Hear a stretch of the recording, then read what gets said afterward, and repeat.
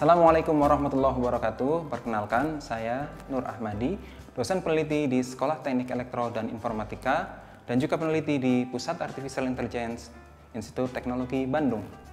Salah satu topik penelitian saya adalah tentang Brain-Machine Interface. Namun, sebelum kita membahas lebih jauh, saya ingin bertanya kepada bapak-bapak dan ibu-ibu teman-teman semua, adakah yang familiar dengan orang yang ada di video ini? I bought a speech synthesizer. That voice was very clear, although slightly robotic. Ya, dia adalah Stephen Hawking, seorang fisikawan yang sangat populer sampai kisah hidupnya diangkat menjadi sebuah film. Judulnya The Theory of Everything, tahun 2014. Stephen Hawking mengidap penyakit melemahnya saraf motorik yang disebut dengan amyotrophic lateral sclerosis atau ALS, yang telah mengakibatkan hilangnya kemampuan bergerak dan berbicara. Lalu, tadi kita mendengar bagaimana sebenarnya dia berbicara, seperti kita dengar tadi. Suara tersebut bukanlah suara asli dari Stephen Hawking, melainkan suara dari speech synthesizer atau alat penghasil suara dari kumpulan kata-kata yang ada di komputer yang dikendalikan oleh Stephen Hawking. Bagaimana dia mengendalikan suara tersebut? Dia mengendalikannya awalnya menggunakan pergerakan alis, kemudian diganti dengan pergerakan jari melalui klik. Seiring dengan melemahnya kemampuan saraf motoriknya, alat tersebut kemudian diganti dengan dikendalikan menggunakan pergerakan sangat kecil di otot di pipi. Proses pengendalian komputer ini adalah merupakan proses yang paling susah, paling penting dan juga paling menantang, mengingat otot-otot di dalam tubuh yang semakin hari akan semakin melemah. Nah, perkembangan sains dan teknologi yang semakin maju menawarkan solusi alternatif, yaitu dengan cara mengendalikan alat tersebut langsung dan hanya melalui pikiran. Teknologi ini dikenal dengan istilah Brain-Machine Interface atau disingkat BMI. BMI ini dapat menangkap langsung aktivitas neuron dari otak dan menerjemahkannya menjadi perintah yang dapat digunakan untuk mengontrol alat tersebut. Bapak-bapak dan ibu teman-teman semua, di dalam otak kita terdapat sekitar 86 miliar neuron yang berfungsi memproses informasi dan mengirim respon ke saraf yang lain. Saat kita beraktivitas misalnya, maka sebagian neuron yang ada di dalam otak kita akan aktif, ditandai dengan adanya spike di dalam sinyal otak. Seperti kita bisa lihat bersama di dalam video ini, aktivitas spike di dalam neuron diilustrasikan oleh pergerakan cahaya yang berpijar.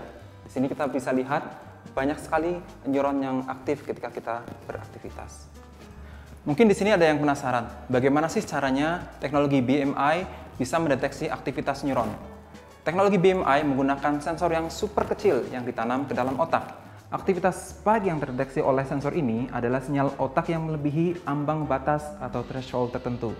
Seperti kita lihat di dalam gambar ini. Anggap saja kita ingin mendeteksi neuron mana yang aktif ketika kita memberikan perintah menggerakkan tangan.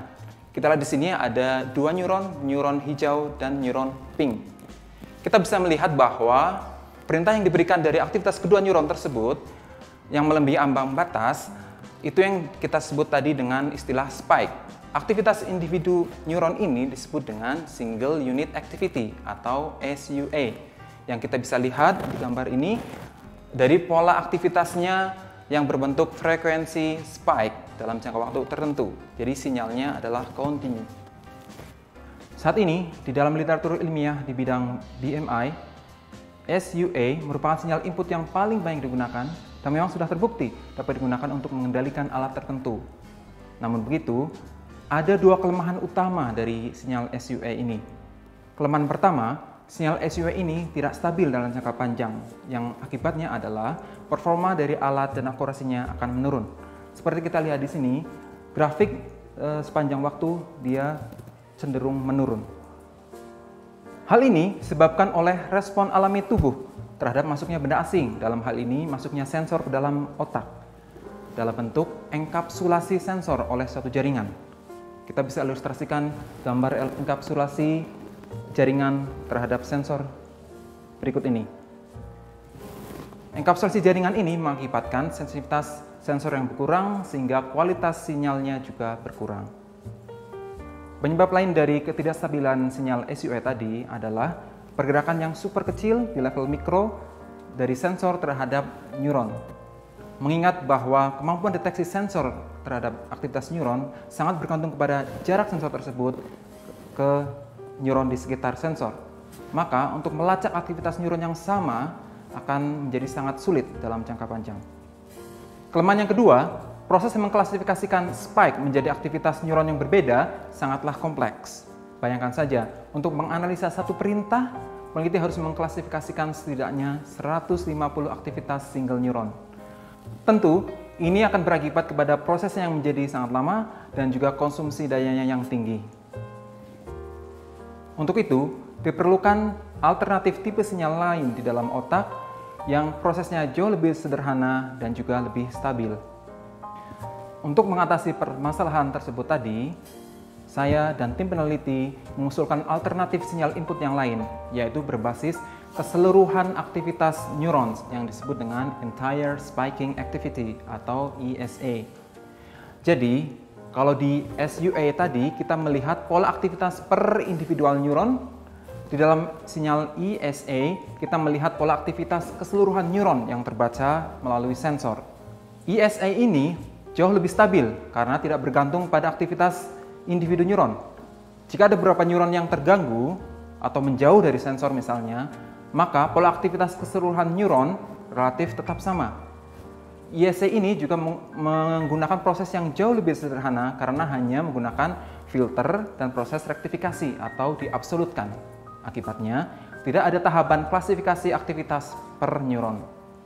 Ini menyebabkan prosesnya yang jauh lebih cepat dan juga konsumsi dayanya yang jauh lebih rendah.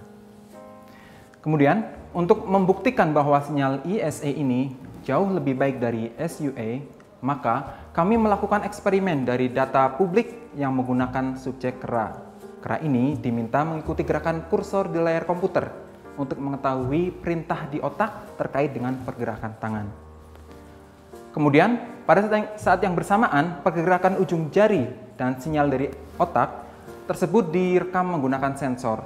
Sinyal otak ini kemudian diproses untuk mendapatkan sinyal ESA dan SUA untuk kemudian digunakan memprediksi gerakan kursor. Lalu hasil prediksinya dibandingkan antara dari sinyal ESA dan sinyal SUA. Hasil eksperimen dari data rekaman selama lebih dari 10 bulan menunjukkan bahwa input sinyal ESA menghasilkan prediksi yang jauh lebih akurat dan stabil dibandingkan dengan sinyal SUA. Teknologi BMI ini tidak hanya digunakan untuk mengendalikan kursor komputer, tapi juga dapat digunakan untuk mengendalikan alat-alat lain, seperti contohnya keyboard dan juga robot tangan. Mari kita lihat contoh video pemanfaatan teknologi BMI untuk mengendalikan keyboard tablet. Kita bisa melihat bahwa teknologi BMI ini memungkinkan kedua penggunanya untuk saling berkomunikasi melalui aplikasi chat dengan input keyboard yang langsung dikendalikan oleh pikiran pengguna masing-masing. Contoh lainnya adalah mengendalikan robot tangan dengan pikiran untuk membantu penggunanya minum.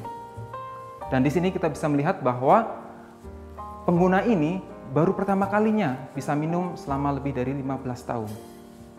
Contoh-contoh alat yang baru saja Bapak dan Ibu-ibu, teman-teman semua tonton tadi menunjukkan bahwa teknologi BMI ini tidak hanya menjadi solusi untuk pasien ALS seperti Stephen Hawking.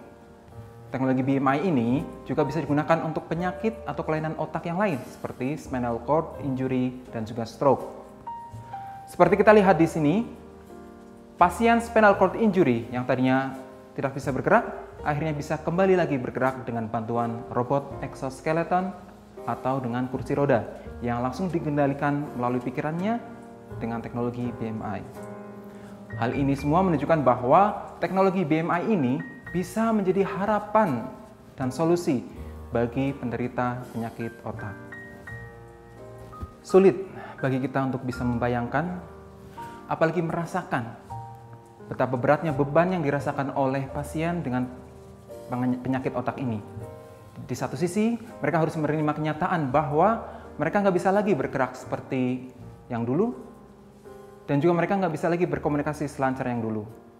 Di sisi lain, ada beban tersendiri bagi mereka karena harus terus bergantung pada keluarga, pada orang lain, pada perawat, untuk hanya bisa beraktivitas sehari-hari. Keinginan untuk bisa lebih mandiri, tidak bergantung pada orang lain, dan tidak merepotkan orang lain, ini juga terbukti dari hasil survei para penyakit otak di mana persentase terbesarnya 48% terbuka dengan teknologi BMI. Untuk itu, dengan penelitian ini, kami para peneliti berharap hasil kerja kami bisa turut berkontribusi dalam meningkatkan kualitas hidup para pasien otak dan juga kualitas hidup anggota keluarganya. Saya Nur Ahmadi, terima kasih banyak atas perhatiannya. Wassalamualaikum warahmatullahi wabarakatuh.